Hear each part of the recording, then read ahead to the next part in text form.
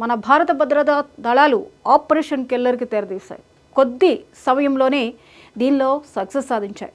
పెహల్గాం దాడి వెనుక ఉన్న ఉగ్రవాద సంస్థ ఏదైతే ఉందో లష్కరే తోయబాకి ఒక అనుబంధ సంస్థ ఉంది. దాని పేరే టీఆర్ఎఫ్. దీని చీఫ్ షాహిద్ కుట్టై.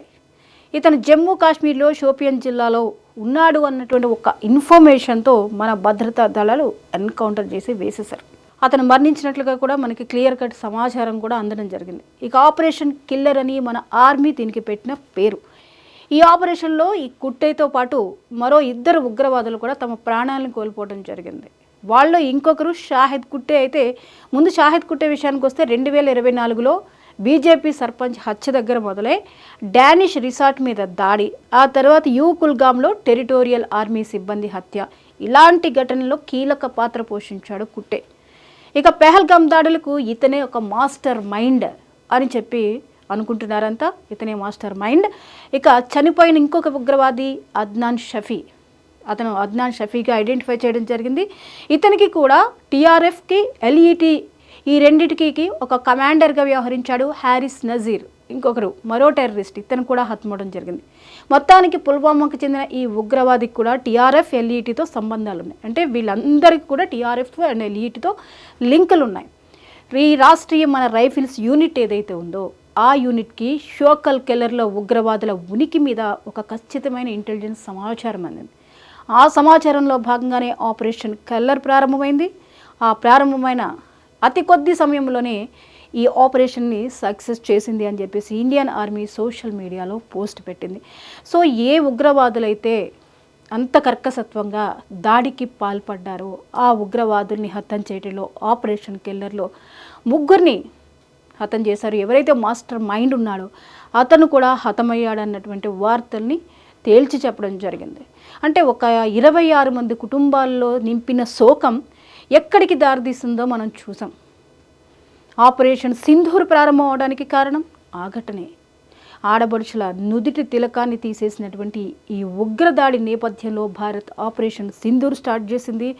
అంతే, ఆ ఆపరేషన్ సింధూర్ ఎప్పుడు స్టార్ట్ చేసిందో అప్పుడే మన భారత ఆర్మీ స్వైర విహారం చేసింది ఉగ్ర మూకల మీద. రాత్రికి రాత్రే ఉగ్ర స్థావరాల్ని నేలమట్టం చేయడంలో సూపర్ సక్సెస్ సాధించింది భారత్. అయినప్పటికీ పాక్ వెనక్కి తగ్గకుండా మేకపోత గాంభీర్యం ప్రదర్శిస్తూ కయ్యానికి కాలు దువ్వుతూనే ఉంది. తెలిసిందే కదా పాక్కి ఉన్నటువంటి కుటిల బుద్ధి ఎలాంటిదో. చేసేదంతా చేస్తుంది, కానీ నాకేం తెలీదు అన్నట్టు వ్యవహరిస్తూ ఉంటుందన్నమాట. దాంతో మన ఆర్మీ ఏమాత్రం వెనక్కి తగ్గలేదు, నిరంతరం అప్రమత్తంగా ఉంది. వాళ్ళని ఛేదించడంలో వాళ్ళు డ్రోన్స్ మన మీదకి పంపిస్తే ప్రతి దాన్ని కూడా నేల కూల్చారు. ఎంతో సమర్థవంతంగా నేల కూల్చారు. మన ఆర్మీ సత్తా ఏంటో, మన కెపాసిటీ ఏంటో వాళ్ళ ఎయిర్ బేస్లు పేల్చినప్పుడే వాళ్ళకి అర్థమై ఉండాలి. వాళ్ళ పోర్ట్లు ధ్వంసం చేసినప్పుడు, ఈ విచ్ఛిన్నం చేసినప్పుడు వాళ్ళకి అర్థమై ఉండాలి. మొత్తం దిగ్బంధనం చేస్తారు పాకిస్తాన్ని. అది ఇంతటి ఈ పరిస్థితులు రావడానికి కారణం ఉగ్రవాదుల దాడి. ఈ దాడి చేయడానికి సహకరించినటువంటి వ్యక్తి ఇంతియాజ్ కూడా చనిపోవాల్సిన పరిస్థితి వచ్చింది. దూకాడు, తను కాపాడుకుందాము, మన ఆర్మీ నుంచి బయటపడదాము, తప్పించుకుందాము అని చెప్పేసి నదిలోకి దూరడం, ప్రాణాలు విడవడం జరిగింది. అంటే ఎవరైతే ఈ పాపంలో భాగమయ్యారో వారు ఒక్కొక్కరిగా ప్రాణాలు కోల్పోవడం అనేది మనం చూస్తూ ఉన్నాం. ఇక ఆపరేషన్ కిల్లర్ని స్టార్ట్ చేయడం, వాళ్ళ గురించి పూర్తి వివరాలు మన భారత్ ఆర్మీకి తెలియడంతో వెంటనే ఎంతో పగడ్బందీగా వాళ్ళు అడవుల్లో ఎక్కడా ఏమాత్రము అవకాశం లేనటువంటి అత్యంత కీలకమైన ప్రదేశాల్లో వాళ్ళు ఉండడం, వాళ్ళ ఉనికిని తెలుసుకుని ఎంతో పగడ్బందీగా పూర్తిగా వాళ్ళని వ్యూహ రచన చేసి పట్టుకుని లేపేశారు. సో ఆపరేషన్ కిల్లర్లో 3 ఉగ్రవాదులు హతమవటం జరిగింది. దానికి కీలక పాత్ర వహించినటువంటి వ్యక్తుల్ని హతం చేయడం జరిగింది. వాళ్ళకి ప్రీవియస్ కూడా ఇలాంటి వాటిల్లో పాల్గొన్నటువంటి ట్రాక్ రికార్డు కూడా ఉంది. మొత్తానికి ఈ ఘటనకి పాల్పడినటువంటి వాళ్ళు హతమయ్యారు. ఇది ఆ 26 కుటుంబాలకి ఇస్తున్నటువంటి ఒక నివాళిగా మనం చెప్పవచ్చు. అయితే ఈ క్రమంలో భాగంగా పాక్ తన ఉగ్రమోహాలు ప్రేరేపించే విధానాన్ని ఇప్పుడైనా వెనక్కి తీసుకుంటుందా అంటే అది మాత్రం మనకు కనిపించట్లేదు. పాక్ వ్యవహార శైలి ప్రపంచ దేశాలకి తెలిసింది. పాక్ ఎలా వ్యవహరిస్తుంది, పాక్ తీరు ఏంటి, ఏ నిమిషానికి ఏం మాట్లాడుతుంది, ఎలా మాట మారుస్తుంది అనేది మనకి క్లియర్గా అర్థమవుతూ వచ్చింది. రోజుకొక స్టేట్మెంట్స్ ఇంకా వస్తూనే ఉన్నాయి.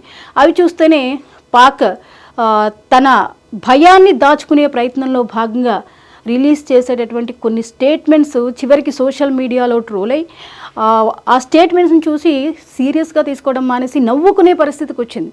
అంటే పాక్ తన ఉనికిని చాటుకునే ప్రయత్నంలో భాగంగా భారత్నేదో భయపెడదామనేటువంటి ప్రయత్నాలు బాగా చేస్తుంది. ఏది ఏమైనా పెహల్గాం దాడికి పాల్పడి 26 మంది కుటుంబాల ప్రాణాలు తీసిన వాళ్ళు హతం అవ్వడాన్ని ప్రతి భారతీయుడు కూడా స్వాగతిస్తున్నాడు.